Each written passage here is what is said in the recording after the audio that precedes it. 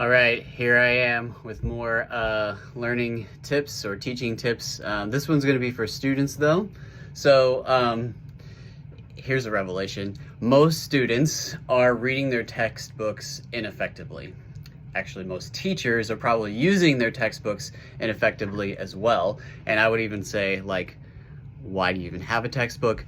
But that's another video. Let me address students in this video, and then I'll talk to teachers in a different video later on.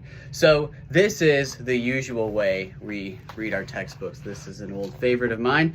Okay, so usually I'm reading my textbook, sitting not at my desk, usually in my comfortable chair. And here we go. Introduction. We all have low moods, feel sad, have blue days, according to blah, blah, blah, though people with formal mood disorders describe it. Okay, so usually what students will do is they'll sit down, usually in a nice, comfortable position, cup of coffee, cup of tea, you know, whatever, and they read their textbook word for word, starting at the beginning of the chapter, right? And page by page, we go through, word for word, reading the book, hoping that you'll get something out of it. If you do this, chances are you don't remember much from all of that time that you spend with your textbook open in front of you. Or, even more likely, you have really great intentions at the beginning of the year to do all of the reading that's assigned to you, but 2 weeks into the school year, you're burned out. You're not actually reading anything, right? But you know deep in your heart that your textbook has to be useful for something. Your teacher probably gripes at you even for not doing your readings. So what are you going to do? How are you going to make this thing work for you? So here's how you should read more effectively. Okay, step one, do not read the book word for word. Okay, see, in this book, actually, there are some learning objectives listed. Okay, so you want to use those learning objectives, or sometimes there's an outline. There's almost always key terms, especially in technical books. One caveat, this is about reading technical material, not if you're in a literature class or something and reading a fiction book and supposed to be analyzing that. That's a whole different ballgame. But this is like technical science material, or even like an English or grammar textbook. We're talking textbooks here. So almost always there's learning objectives at the front of the chapter, or there are key terms, okay?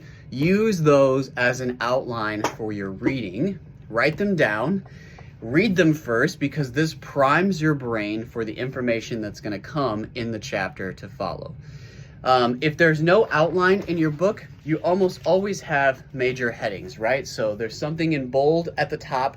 There's some kind of words that are underlined. Just go flip through, read those headings, and write them down, and then use that later as a format for taking notes, okay? And yes, wait, what? I should be taking notes while I read? Yes, you should be taking notes while you read. If you're not taking notes, you're probably not understanding what's going through your brain as you're reading. So yes, take notes. You should be taking notes as you read, not just in class. Okay, so big pro tip. You do not have to read every word in your textbook. Another pro tip, you do not have to read the chapter in order, okay? It doesn't matter. You don't have to read it in order. So here's what I do first. Do not skip pictures, tables, figures, boxes, whatever your textbook calls them. These nice little things, right, that they use to illustrate information, pictures, all this stuff, right? Let's see, oh, like here's a nice little figure that gives you an assessment thing in this book. This is a mental health textbook. There's a nice table here that summarizes some information. Okay, these things are really expensive for textbook publishers to create and print, because they're usually in color, the formatting is a pain, so they wouldn't put them in there if they weren't really useful. It does allow them to charge a little bit more for the book, but they really are helpful things. They are useful summaries of information. Okay, what student doesn't want a summary of the information in the chapter? I want that as a student. Okay, so you can use those as summaries of the information. If you go through these pictures and tables, etc., and find things that you don't understand, then you can read the text that's associated with that picture or table to clarify your understanding.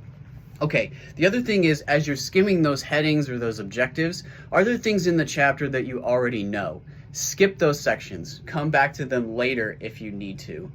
Are there things your teacher has emphasized already? Prioritize those sections. So when you're making your plan on how to read, after you've skimmed the headings or the objectives or the terms, after you're making your plan, you want to prioritize those. So after I've written those down, I'll just put a 1, 2, 3, 4, right? Where do I want to go first? Then after that, then 3, 4. That way, if I run out of time and I don't get to the things that I already understand pretty well, it's not a big deal, right? I've spent my effort trying to learn the new stuff that I haven't come across before, that I need more time with.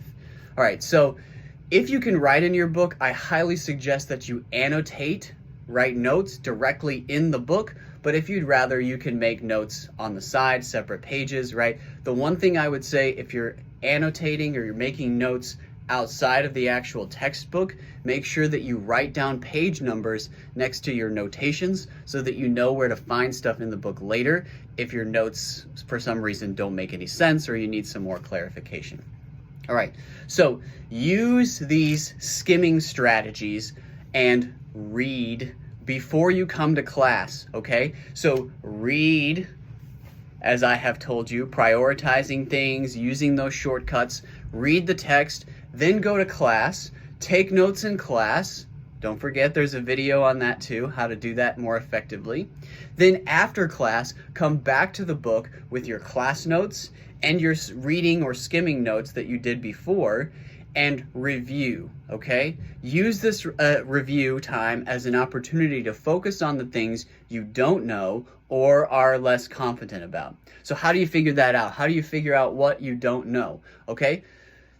In order to do that, I like to use resources like quizzing tools. There's often questions in the back of the chapter. Try to explain it to a friend. If you can't explain it to your friend or family member, you don't know it. So test yourself, test your understanding, figure out what you don't understand, and spend time on your weaknesses first, then go back to the things that you're already pretty good at later on if you have time. Don't waste tons of time reviewing everything you already understand. Prioritize your weakest areas. This is probably the biggest mistake I see students make. They spend tons of time making note cards about things they already understand, and they skip the things that are hard because it takes more energy, it takes more effort, it's difficult. You don't feel like you're doing anything, but you really are. Okay, so little summary. Use your textbook as a reference to address areas you don't understand. That's primarily what it's there for. Second, prioritize the information. Don't read straight through or word for word. Third, take notes while you read. Do some kind of annotation. This turns reading from a passive exercise to an active exercise. And if your brain is active, you will remember more of the information. Fourth, review. Review. Skim, use those strategies, go to class, take notes, go back, review, test your understanding, and then address those weaknesses. Okay, so use these methods. I bet you'll ace that next test or paper, and your teacher will be so impressed that you did your reading before class. All right, don't forget to subscribe to the channel for more learning and teaching tips. Now go out there and excel.